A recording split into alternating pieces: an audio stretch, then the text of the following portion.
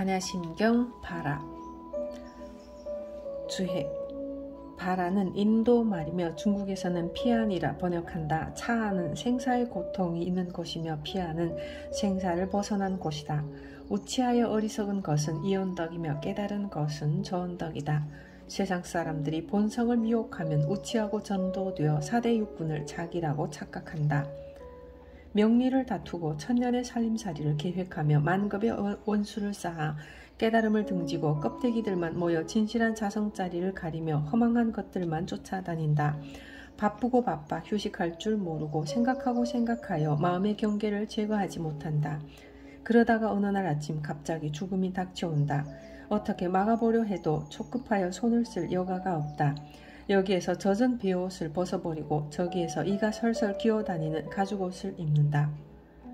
가고 올 때마다 머리가 바뀌고 얼굴이 바뀌는 것이 마치 개미가 쳇바퀴 돌듯 요뇌하니 어느 날에 이 생사를 마치며 어느 때에 이 고해를 건너겠는가.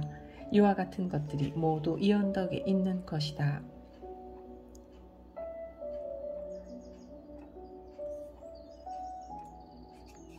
강설. 전도라는 것은 아무리 잘하려고 해도 자꾸 실수를 하는 것을 말합니다. 어리석은 생각이 그 사람 속에 들어있어 그를 지배해 자꾸 엇길로 나아가게 합니다. 본성을 잃으면 우치하고 전도되어 지수화풍의 사대 그리고 안입이 설신의 육군을 자기 재산이라고 착각합니다. 그러나 몸뚱이는 인연에 의해 합쳐져 존재할 뿐 실체가 없습니다. 살은 땅으로 돌아가고 피는 물로 돌아가고 움직이는 기운은 바람으로 돌아가고 뜨거운 기운은 불로 돌아가고 다 돌아가고 나면 무슨 실체가 있습니까? 다 흩어져 버린 후에 마음이 어디 있습니까? 마음이 있다고 생각하면 안 됩니다. 이 몸뚱이 말고 마음이 별도로 있다고 하면 이변 중 단견에 떨어지게 됩니다. 몸 다르고 마음 다르다고 생각하면 안 됩니다. 이 몸을 놓아두고 별도로 마음이 있다고 해도 안 되고 또 마음을 내던지고 별도로 몸이 존재한다고 해도 안 됩니다. 왜 그런가 하면 자성은 본래 청정하여 두변이 없기 때문입니다. 그러나 중생들은 두변에 떨어져 있습니다. 중생들은 몸에 집착하여 이익과 명예를 다툽니다. 무엇이 급한 것인지도 모르고 매일 바쁘다고 합니다. 눈앞에 보이는 것만 바쁜 줄 알아요. 서울의 어느 거사님이 아주 건강했는데 어느 날 아침 일어나지 않기에 부인이 여보 하고 불렀는데 대답이 없더랍니다. 흔들어 보니 죽어 있었다는 거예요. 죽음에 있어서는 건강하고 아픈 것의 차이가 별로 없습니다. 죽기 전날 사업 확장을 위한 계획서를 보며 하는 말이 아이고 앞으로 얼마나 살지 모르겠어 했다는 겁니다. 자기는 그럴 줄 몰랐지만 속에서는 영명해서 그런 소리가 튀어나온 겁니다. 그와 같이 숨 한 번 쉬는 찰나에 생과 사의 길이 달라집니다. 양변이 있고 중간이 있고 그렇다고 생각하지만 절대적인 중간은 없습니다. 예를 들어 우리는 정오 12시를 이야기하지만 12시는 찰나에 넘어가고 말죠. 우리들은 찰나에 존재하면서 그 찰나 다음에 어떻게 될지도 모릅니다. 그러니까 100년 대계를 세워놓고 죽기도 합니다. 그리고 밖으로의 생활에 끌려 바쁘게 살아갑니다. 그것이 전도된 생각이죠. 따라서 세상 사람들의 삶이 모두 삶의 모습이 마치 뒤집혀진 변개 소집과 같다는 것입니다. 새끼줄을 보고 뱀으로 착각하는 것이죠. 사업하는 사람들도 나아가야 할 때 나아가고 물러설 때 물러설 줄 알아야지 그렇지 않으면 우치한 것이 됩니다. 착각하는 마음으로 사업을 하면 그 사람의 사업이 잘 되겠습니까?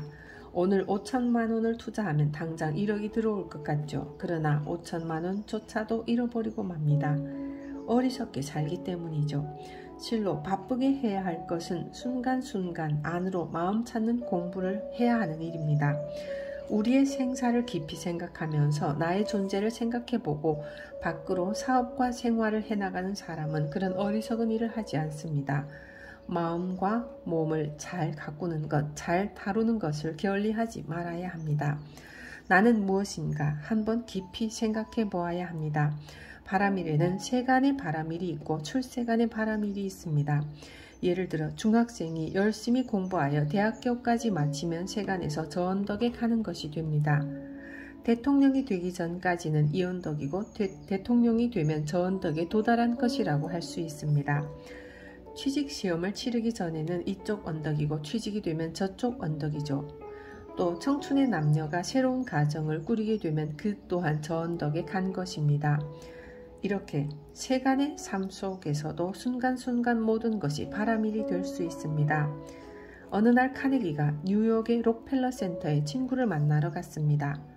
빌딩이 너무 커서 어디로 가야 할지 몰라 안내원에게 물어보니 친절하고 자세하게 안내를 해주었습니다. 그런데 안내에 의해 엘리베이터를 타고 3층쯤 올라가던 카네기가 갑자기 다시 내려와 안내원에게 갑니다. 아가씨는 미모도 뛰어날 뿐 아니라 마음씨도 참 아름답습니다.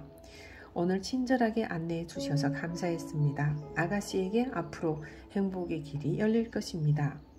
그러자 그 아가씨는 기분이 너무 좋아서 어쩔 줄 몰라 했어요. 옆에 있던 친구가 묻습니다. 아니, 그 말을 하려고 다시 내려왔단 말인가? 그렇다네. 우리들의 삶 속에 행복이 따로 있는 것은 아니라네. 행복은 찾으면 있는 것이야. 내가 감사의 말을 해주는 순간 저 아가씨는 무척 행복했을 거야. 아가씨의 즐거운 마음은 또 다른 사람에게 전해질 것이고 나는 오늘 인류에게 행복을 준 것이 아니겠나? 내가 오늘 한 일은 보람있는 일이야. 그렇군. 이와 같이 순간순간 마음이 즐거우면 저쪽 언덕에 도달한 것입니다.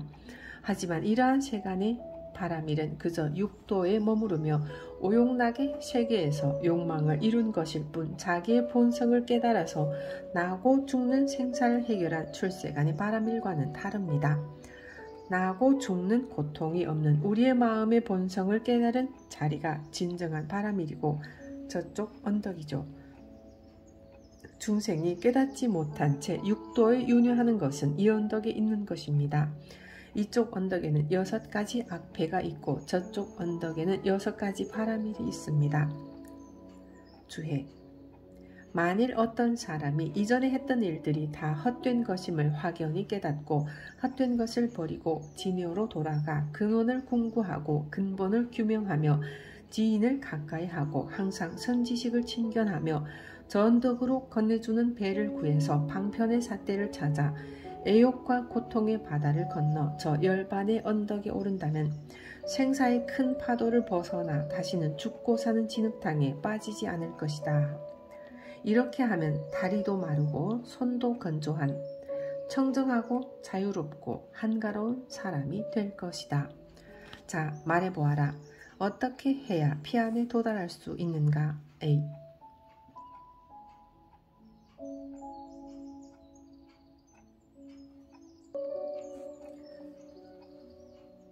다른 사람이 힘을 쓰기는 어려우니 스스로 자기 몸을 건네주어야 한다. 알겠는가? 지혜는 배가 되고 정지는 삿대가 되어 신령스러운 집에서 힘을 쓰니 파도를 벗어났도다. 몸을 날려 바로 보리의 언덕에 오르며 손을 털고 돌아오니 달이 밝고 높구나. 강설. 이는 에잇하고 혀를 차는 겁니다. 어느 때는 돌 하기도 하는데 이것은 매우 중요한 것입니다. 한참을 설명하고 왜 혀를 차겠습니까? 여러분은 지금 모두 반야심경을 듣고 있습니다. 들으면 전부는 아니더라도 어느 정도의 이야기는 여러분에게 담기겠죠. 그러면 담아놓은 그것이 반야입니까? 아니면 바라입니까?